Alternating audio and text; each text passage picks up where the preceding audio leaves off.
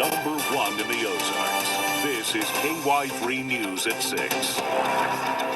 Tonight, a mother is upset over a classroom incident that left her kindergartner embarrassed. Good evening, I'm Jerry Jacob. I'm Lisa Rose, and we'll be talking to Steve Grant in Washington a little later in the newscast. It was a 6-year-old girl who had an accident in her classroom. Now her parents are pushing for policy changes.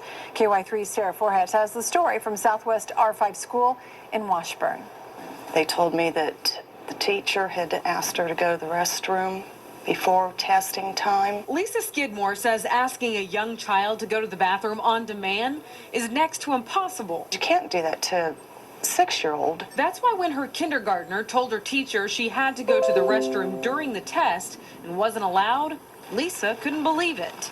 Her little girl couldn't hold it. She still had poop, diarrhea poop, coming out the back, up the front, down her legs. Skidmore says her daughter was forced to sit in the class for the remainder of test time, about 15 minutes. Then mom was called after the test, and it was another 20-minute drive to school to pick her daughter up. All the while, her little girl had to sit in the mess.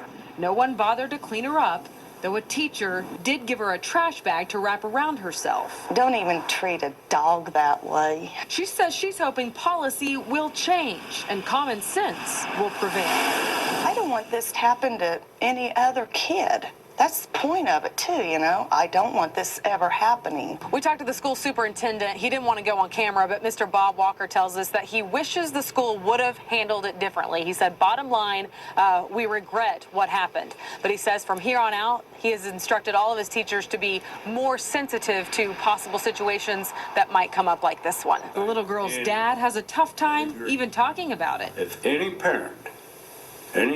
parent sent their kids to school with crappy pants, those parents would be facing criminal charges. I believe that with all my heart. The family isn't pressing charges, but likely pressed hard enough for the school to consider changing its ways. If it's your child, I mean, it hits a raw nerve.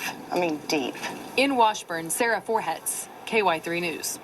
Many kids taking MAP tests right now. That's the state's standardized test required by law.